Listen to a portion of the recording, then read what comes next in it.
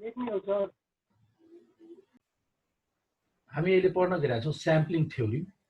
Sampling theory अन्तर्गत हामी सबभन्दा पहिला स्याम्पलिङ थ्योरीमा युटिलाइज हुने टर्म्सहरूको मिनिङ चाहिँ बुझौँ।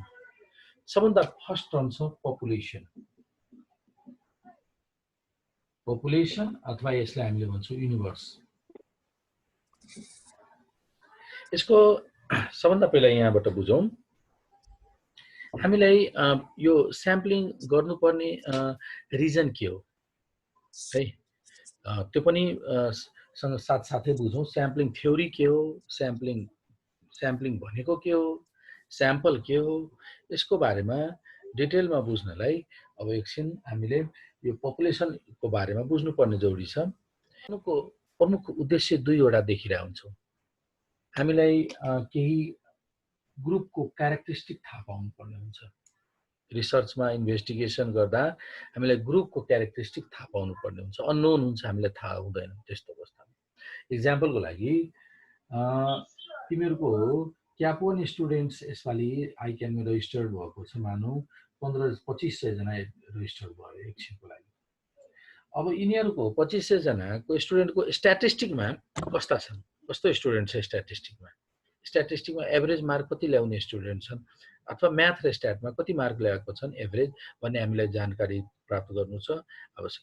त्यसको लागि हामीले के गर्छौँ, हरेक स्टुडेन्ट 2500 स्टुडेन्टको हामीले स्टडी गर्न सक्दैनौँ, त्यति समय हुँदैन। त्यो स्टडी त गर्न सक्छौँ, तर लिमिटेड बजेट र टाइमले गर्दा हामीले सबै 2500 स्टुडेन्टलाई स्टडी नगरेर हामीले के गर्छौँ भन्दाखेरि यसबाट केही ऱ्यान्डमली पार्ट सिलेक्सन गर्छौँ। 100 जना अथवा 200 जनाको सिलेक्सन गर्छौँ र 200 जनाको मार्क्स स्टडी गर्छौँ। के को लागि? 2500 जना कस्तो स्टुडेन्ट छन् अथवा पुरै आइक्यानमा रेजिस्टर्ड भएका स्टुडेन्टहरूको म्याथ स्ट्याटमा मार्क कुन लेभलको मार्क छ, त्यसको जानकारी प्राप्त गर्नको लागि हामीले 200 जनाको मार्कको एभरेज फाइन्ड गर्छौँ र यो एभरेज मार्कले टोटल 2500 जनाको एभरेज मार्कको गेस गर्छ, एस्टिमेट गर्छ। यस्तो प्रयोजनको लागि हामीले स्याम्पलिङ युज गर्छौँ। यो जुन हामीले 2500बाट सिलेक्सन गर्यौँ, यसलाई हामीले स्याम्पल भन्छौँ।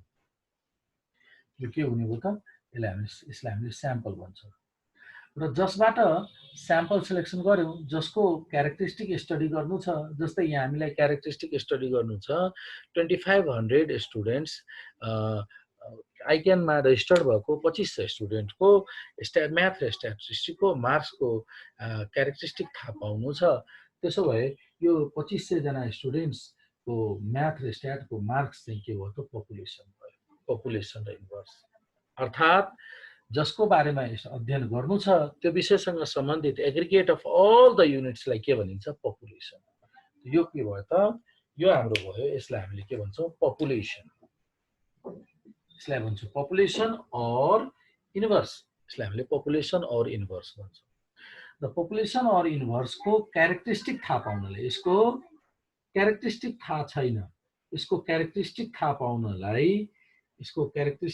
पाउनलाई हामीले a part of population selection गर्छौँ। यसबाट एउटा पार्ट सिलेक्सन गर्छौँ र यो पार्ट सिलेक्टेड गरेको पार्टलाई के भनिन्छ, स्याम्पल। पार्ट किन सिलेक्सन गर्छौँ? क्यारेक्टरिस्टिक केस गर्ने उद्देश्यले हामीले पपुलेसनबाट पार्ट सिलेक्सन गर्छौँ, यसलाई भनिन्छ स्याम्पल है। अब फेरि हेरौँ, पपुलेसनमा भएको टोटल युनिटलाई पपुलेसन साइज भनिन्छ, क्यापिटल एन। पपुलेसन साइज भयो 2500। Total number of unit included in a population is known as population size, capital M. र स्याम्पलमा जतिवटा युनिट सिलेक्सन गरेको हुन्छौँ यसलाई भन्छ स्याम्पल साइज है। अब 200 जना स्टुडेन्टको मार्क स्याम्पल भित्र आएको छ है। अनि अब यस्तो युनिट्स 2500 भनेको यस्तो युनिट हो जुन चाहिँ स्याम्पलिङ युनिट फर्म हुन सक्छ भने त्यस्तोलाई स्याम्पलिङ फ्रेम भनिन्छ है। र के अरे स्याम्पलिङ फ्रेम भनेको complete detail list of sampling unit. यो जुन स्याम्पलिङ युनिट छ नि, यो 200, त्यसको कम्प्लिट र डिटेल लिस्ट लेख्छौँ। भनेपछि फलानु रोल नम्बर के अरे सिम्बल नम्बर यति अथवा रेजिस्ट्रेसन नम्बर यति, स्टुडेन्टको नेम यति, मार्क्स यति, रेजिस्ट्रेसन नम्बर यति, फेरि मार्क यति, नेम यो, मार्क यो। यसरी कम्प्लिट डिटेल लिस्ट जुन 200 जनाको स्याम्पलिङ युनिटको हामीले सिलेक्सन गर्छौं हो त्यसलाई के भनिन्छ भन्दाखेरि यसलाई हामीले भन्छौं स्याम्पलिङ फ्रेम भन्छौं र यो भयो स्याम्पल साइज। त बुझ्यो यहाँसम्म सबैजनाले बुझ्यौ यहाँसम्म बुझ्यौ हैन। अब हेर यसको डिटेलमा अझै म ल हेर त some important terms associated with sampling। फर्स्टमा के छ फर्स्टमा हाम्रो छ पपुलेसन अर इन्भर्स। हेर पपुलेसन अर इन्भर्स छ सबभन्दा पहिला। पपुलेसन भनेको के भयो aggregate of all the units. हेर त aggregate of all the unit under the study, जसको बारेमा हामीले अध्ययन गर्नु छ, स्टडी गर्नुपर्ने विषय छ, त्यसको सम्पूर्ण युनिटलाई एग्रिगेट अफ अल द युनिट्सलाई पपुलेसन भनिन्छ अथवा इन्भर्स भनिन्छ। र त्यसमा भएको टोटल संख्या number of units belonging to, हेर त the number of units belonging to a population is known as के रे population size। it is denoted by population size, it is denoted by capital N। यहाँनिर यो एक्जाम्पलमा हामीले capital N 2500 2500 लेख्यौं। यो population को types of population को बारेमा अब जानौं। पपुलेसन टाइप्स अफ पपुलेसन अब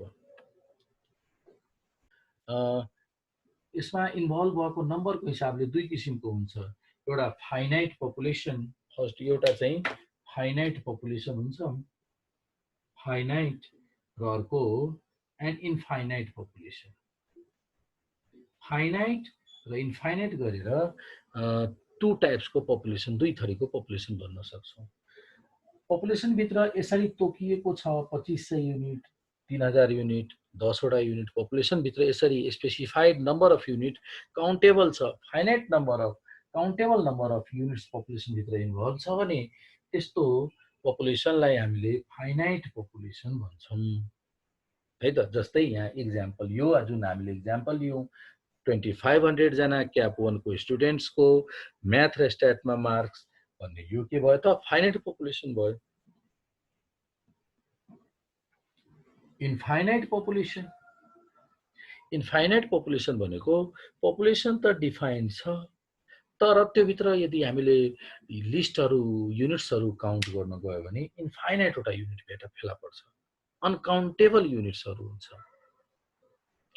त्यस्तो जस्तै number of trees in a large forest, एकदम ह्युज फरेस्ट, ठुलो फरेस्ट छ, लार्ज एरियामा फरेस्ट फैलिएको छ, त्यसमा कतिवटा ट्री छ भन्ने काउन्ट गर्न जाँदा हामी अनकाउन्टेबल भन्छौं। त्यस्तो किसिमको पपुलेसनलाई इन्फाइनाइट पपुलेसन भनिन्छ। यसैगरी population may be further classified into existent population or hypothetical population। existent population अथवा रियलिस्टिक पपुलेसन पनि भनिन्छ। रियलिस्टिक पपुलेसन अथवा हाइपोथेटिकल भनेको इमेजिनरी पपुलेसन। रियलिस्टिक और इमेजिनरी पपुलेसन। एक्जिस्टेन्ट पपुलेसन भनेको रियल अब्जेक्टको पपुलेसनलाई रियलिस्टिक पपुलेसन भनिन्छ। रियल अब्जेक्ट भनेको जस्तै marks, income, wages, height, weight, यिनीहरू सबै के भयो त रियलिस्टिक पपुलेसन भए अथवा एक्जिस्टेन्ट पपुलेसन भए।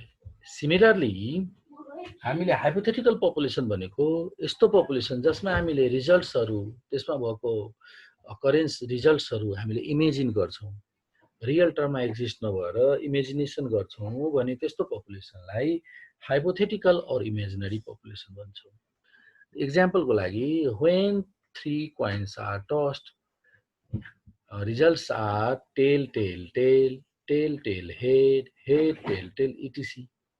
यो जुन हामीले लिस्ट गर्छौं त्यो तीनवटा कोइन टस गरेर गर्दैनौं, इमेजिन गर्छौं भने यस्तो किसिमको पपुलेसन भयो भने त्यसलाई के भन्छौँ इमेजिनरी पपुलेसन भन्छौँ बुझ्यो त सबैजनाले अब हेर त ल हेर त population may be finite or infinite अब फेरि रिभाइज गरौँ हामी if a population comprises only finite number of units, just a finite number of units, then such population is known as finite population. For example हेर त to know the average height, यदि हामीलाई average height study गर्नु छ भने number of students के भयो त finite population भनेको यसै गरी हामीले infinite population को अब हेर त infinite population. If the population contains an infinite or uncountable number of units, then it is known as an infinite population. For example, the population of a star.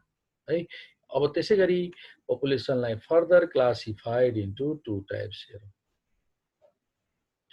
Population may be also regarded as existent population र अर्को छ hypothetical population.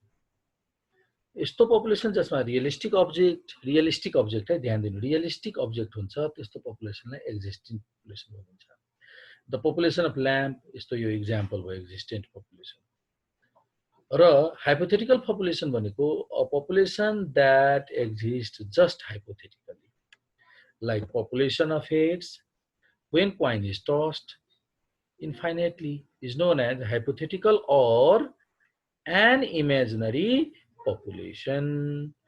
ल है त यो भयो हाम्रो पपुलेसनको बारेमा हामीले बुझ्यौं है त इमेजिनरी पपुलेसन जना स्टुडेन्टको मार्कबाट हामीले सपोज गरौँ 200 जना स्टुडेन्टको मार्क सिलेक्सन गर्यौं है त यसलाई हामीले के भन्छौं